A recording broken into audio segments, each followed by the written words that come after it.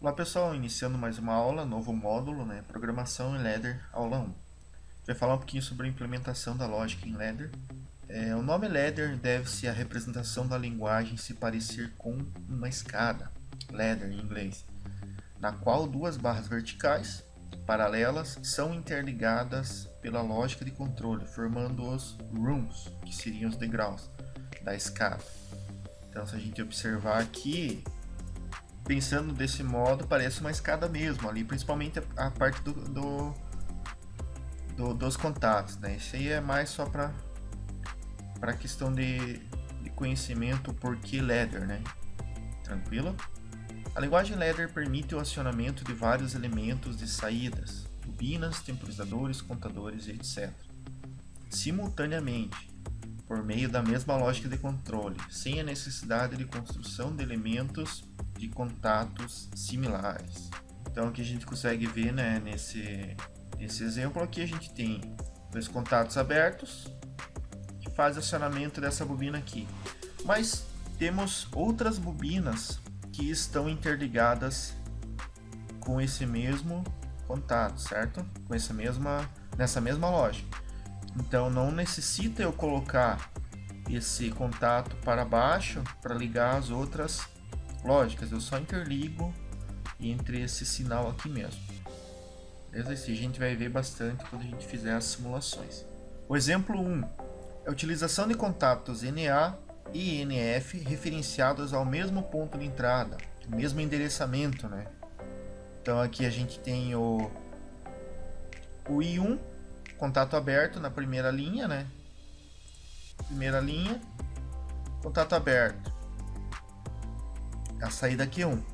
E o I1, contato fechado, a saída 2. Então a gente pode utilizar durante a nossa lógica de controle em diversas partes da linha de programa o mesmo contato. Tranquilo? Então quando a entrada recebeu o sinal, em qualquer lugar que ele tiver na linha de programação, ele vai ser acionado. Então se a gente analisar esse circuito, se I1, entrada atuada, será acionada a Q1. Então quando eu acionar a entrada I1, a Q1 vai acionar. Se o I1 for 0, a entrada não atua, será acionado Q2. Então, nesse momento, energizei o CLP, a entrada 1 não está acionada, não vai acionar o Q1 e vai acionar o meu Q2, porque isso aqui é um contato fechado, então ele já está permitindo a passagem para o acionamento da lógica, certo?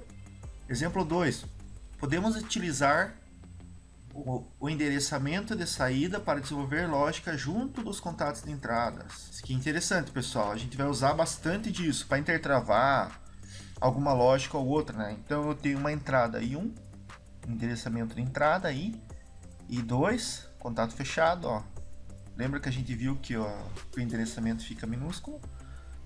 E a saída Q1. A saída Q1, a gente tem um contato dela aqui, Estão vendo aqui, Q1. Então esse contato se referencia a essa saída aqui, a essa bobina aqui. Então vamos analisar, vamos interpretar essa lógica ladder. Se o I2 estiver desligado e o I1 for acionado, vai acionar o Q1. Acionando o Q1, vai desligar esse contato, vai desligar o Q2. Eu energizo o CLP. As duas entradas estão normalmente desligadas. O que acontece? A Q2 já energiza acionando. Então, por quê? Porque o Q1 é um contato fechado, ela está desligada, a corrente está passando por aqui. Se eu ligar o I1 e o I2 der condição, Q1 vai acionar, abrindo esse contato, desligando o Q2. Então esse tipo de lógica a gente utiliza bastante em programação, principalmente a questão de intertravamento, entre uma saída, entre uma ligação e outra em linhas de programação. Marcadores auxiliares ou relés auxiliares são bits de memória utilizados para controle interno da lógica. Isso a gente usa bastante, pessoal. Lembra que a gente viu que tinha uma saída aqui? Então a gente pode utilizar memórias. Essas memórias são internas, então a gente não utiliza as saídas para fazer uma lógica. Digamos que eu queira acionar o Q1, ó, eu posso usar essas duas entradas acionando uma memória, essa memória acionar o Q1.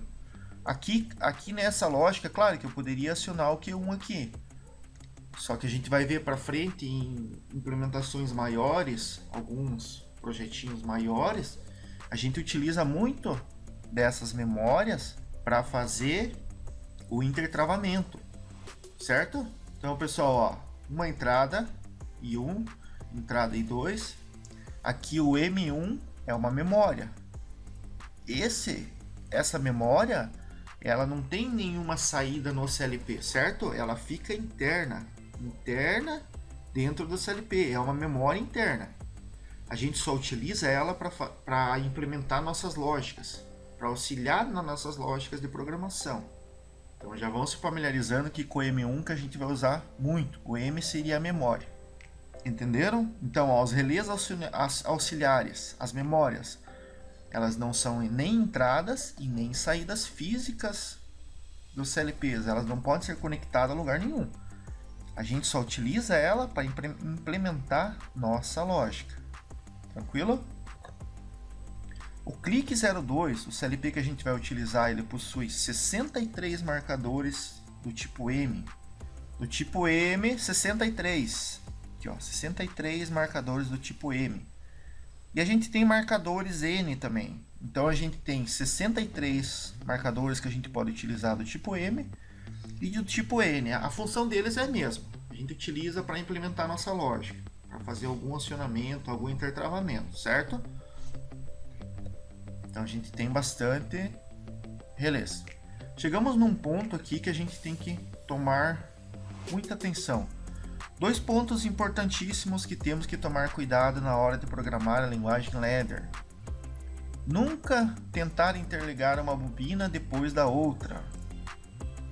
Ó, nosso primeiro ponto seria esse, né? Então nunca vocês vão interligar o último item que vai na nossa escala de programação aqui, na nossa lógica, é a bobina. Não existe nenhuma bobina que pode vir à frente. Na nossa programação, na nossa plataforma do clique, ela não permite isso. Mas eu não sei se todas não permitem. Se alguma plataforma permitir, isso aqui está totalmente errado. Ele não vai acionar, não vai funcionar. Teu programa vai estar bugado, digamos assim, vai estar com erro. Então esse é o primeiro ponto que a gente tem que tomar muita atenção, certo? Isso aqui é muito simples, pessoal. Isso aqui fica bem claro a partir do momento que se começa a trabalhar com CLP. Mas aos iniciantes, né, tomem muito cuidado com isso. E outra coisa, duas saídas com o mesmo endereçamento, certo? Temos que tomar muito cuidado com isso. O nosso clique, a plataforma dele, ela permite você fazer isso aqui, ó. Duas saídas, entendeu? Duas saídas com o mesmo endereçamento. O que acontece? Ela vai ficar bugada. Às vezes vai ligar essa, quando é para acionar, digamos, ela, às vezes não vai ligar. Então a gente não pode fazer isso. Risquem isso do seu sistema, certo? Nunca esqueçam dessas duas dicas. São de extrema importância para a implementação correta do seu programa. Chegamos ao final dessa aula, pessoal. Então a gente teve algumas dicas aí bem importantes, né? Para a gente seguir na lógica de programação correta. Principalmente eu falo bastante, eu estou dando bastante essas dicas porque eu acredito que tem bastante iniciantes nesse curso. Então, quem já tem conhecimento, né? Claro que vai pensar, meu Deus, isso é muito simples. Mas, pessoal, isso acontece muito nos cursos que a gente dá em outros locais aí, acontece muito. É que até entender bem certinho como que funciona, o iniciante às vezes ele comete alguns erros nessa questão. Então a gente sempre fala, né, para auxiliar ao máximo os iniciantes. Tranquilo, pessoal? Então, na dúvida, reveja uma aula. Isso aí vai ficar bem claro quando a gente iniciar as simulações. Forte abraço, vamos em frente nessa caminhada aí ao conhecimento.